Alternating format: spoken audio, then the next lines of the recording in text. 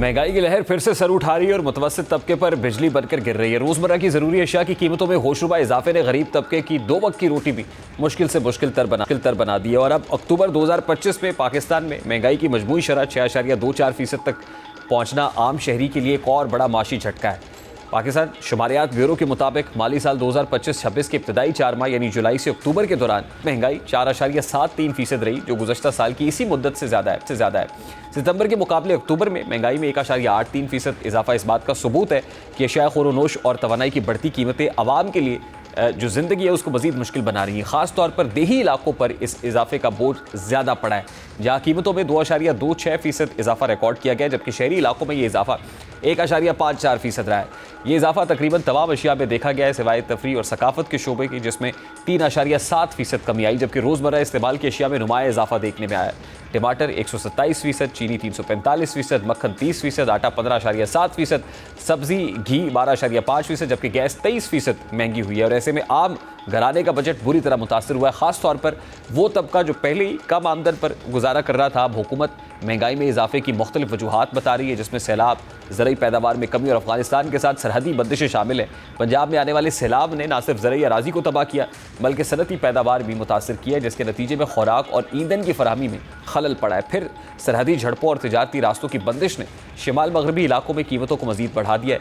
ایسی صورتحال میں حکومت کو ہنگامی بنیادوں پر اقدامات کرنے کی ضرورت ہے، جیسا کہ زرعی بحالی کے لیے سبسڈی، بیج کھاد پر ریلیف پیکج دیا جائے تاکہ اگلے سیزن میں فصلوں کی پیداوار بحال ہو، لیکن گراؤنڈ کے اوپر کوئی ایسی ایکٹیویٹیز ہوتی ہوئی نظر نہیں آ رہی ہے کہ جس سے لگے کہ اس کے الٹیمیٹ افیکٹس ہیں وہ عام آدمی تک پہنچیں گے، یا اس کا فائدہ الٹیمیٹلی عام آدمی کو ہونے جا رہا ہے۔ ہارون شریف صاحب سینئر اکنامک ایکسپرٹ ہے، انہوں نے ہمیں جوائن کیا ہے۔ السلام علیکم ہارون صاحب، بہت بہت شکریہ آپ کے وقت کے لیے۔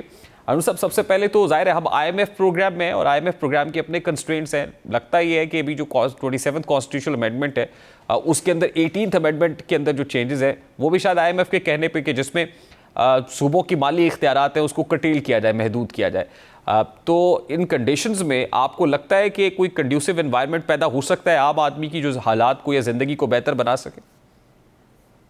جی، اس وقت صورتحال جو ہے اس کو 2 زاویوں سے دیکھا جا رہا ہے۔ ایک جو آپ نے ذکر کیا کہ آئی ایم ایف کے ساتھ جو بیل آؤٹ پروگرام چل رہا ہے، اور یہ اہم ہے کہ ہم اس کو بیل آؤٹ کا لفظ استعمال کریں، کیونکہ بہت سے لوگوں کو یہ غلط فہمی ہوتی ہے کہ آئی ایم ایف پروگرام سے کچھ عام آدمی کی زندگی پہ اثر پڑے گا۔ وہ تو ایک حکومت کے گیپ کو فل کرنے کا پروگرام ہے جو اپنی ایکسٹرنل پیمنٹ نہیں کر پا رہی۔ اب اس کے اندر جب ہم اکانومی کو دیکھتے ہیں لینڈر کی یا قرض دار کی نظر سے، تو اکانومی بہتر ہو رہی ہے، آپ کے ریزروز بڑھ رہے ہیں، آپ کو قرض مل رہا ہے، آپ کے پاس فورن ایکسچینج کور ہے جس سے آپ امپورٹ کا بل پے کر سکتے ہیں، اور اس کی اگر آپ دیکھیں کل جو پریس کانفرنس ہو رہی تھی اس میں حکومت اس کا کریڈٹ لے رہی ہے۔ دوسرا ہے جو ہماری 99.9% آبادی کی اکانومی ہے، جس کے اندر 3 بڑے میجر چینجز آئے ہیں۔ ایک چینج تو یہ آیا ہے کہ ان کی خرچنے کی صلاحیت یا کنزمپشن پاور ایروڈ ہو گئی ہے، کیونکہ ہم جی ڈی پی کو ریوائیو نہیں کر پائے ہیں، ان کے لیے اکنامک اپرچونٹیز نہیں نکل پا رہی ہیں، اور بے روزگاری بڑھ رہی ہے۔ دوسری اہم چیز یہ ہے جس کی ورلڈ بینک کی رپورٹ میں بھی کہا گیا کہ ڈفرینٹ ٹیئرز آف پاورٹی وہ پاکستان میں آن دا رائز ہے، اور ایٹ این ایوریج 25 سے 45% لوگ پاورٹی لائن کے آس پاس یا نیچے ہیں۔ اب اگر آپ ان کے نمبرز کو کیلکولیٹ کریں تو یہ 2/3 ہماری آبادی بنتی ہے جن لوگوں کی سفید پوش اور جو غربت کی سطح پہ یا اس سے نیچے جا چکے ہیں۔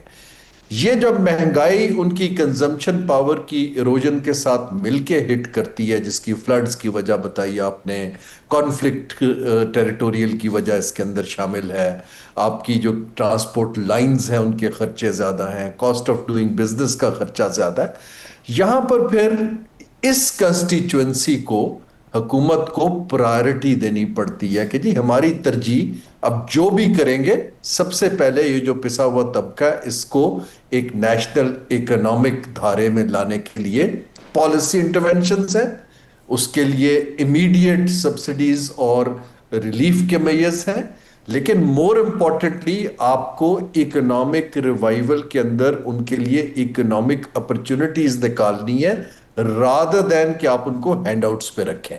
اب یہ اس کے لیے مجھے ابھی صلاحیت نہیں دکھائی دے رہی.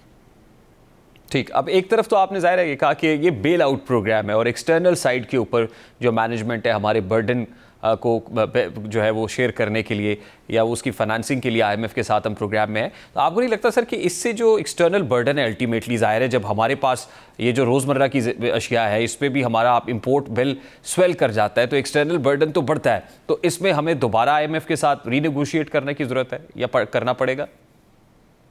جی, پاکستان کا ڈائلما بہت سالوں سے یہی چل رہا ہے کہ ہمارا جو اکانومی کا ڈھانچہ ہے, اور آئی تھنک آپ کو جرنلسٹ کو اس کو ڈیپ ڈائیو کر کے اس پہ بات زیادہ کرنی چاہیے, وہ 250 ملین لوگوں کی ضروریات پوری نہیں کر پا رہا. جو کرنٹ سٹرکچر ہے جس کے اندر 60% سروسز ہیں, 20% انڈسٹری ہے, 20% زراعت ہے.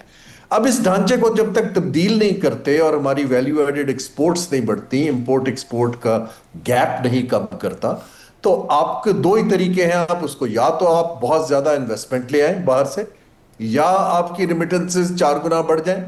لیکن یہ ہوتے دکھائی نہیں دیتے اور نہ اکنامک سپورٹ کرتی ہے. تو ہمیں کوئی چارہ نہیں ہے جب تک دیکھیں نا اوور دا پاسٹ 25 ایئرس ہماری اوور آل ایکسپورٹ گر گئی ہے جی ڈی پی کی شرح سے تناسب میں تقریباً 6%. اب جب تک ہم ڈھانچہ نہیں بدلیں گے, اسی انڈسٹری کو پروٹیکٹ کرتے رہیں گے جو کمپیٹیٹو نہیں ہے, اس میں پروڈکٹیوٹی اور ویلیو ایڈ کرنے کے لیے لوکل انویسٹر کو سامنے نہیں لائیں گے, ہم آئی ایم ایف کے بعد بار بار جاتے رہیں گے. کیونکہ لوگوں نے تو کھانا بھی ہے, چیزیں بھی لینی ہے, جب یہاں نہیں بنے گی تو امپورٹ ہوگی, تو امپورٹ بل اوپر جائے گا, ایکسپورٹ میچ نہیں کریں گی اور آپ بیل آؤٹ کے لیے چلے جاتے ہیں. اس میں کوئی بہت بڑی اکنامکس نہیں ہے. لیکن بہت سے ممالک نے اس صورتحال سے پچھلے 50 برس میں گریجویٹ کیا ہے.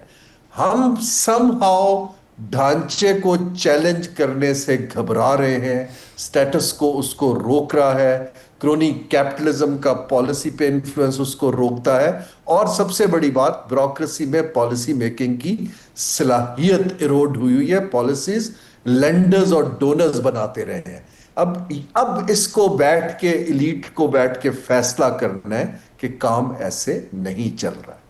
And ultimately it is the decision which has to be taken at the policy level اور یہ پھر لانگ ٹرم لگتا ہے. سر I have to take a very quick short break here. Haroon صاحب بہت بہت شکریہ. ہارون شریف صاحب ہمارے ساتھ موجود تھے, سینئر اکنامک ایکسپرٹ. ایک بریک لیتے ہیں, بریک کے بعد آپ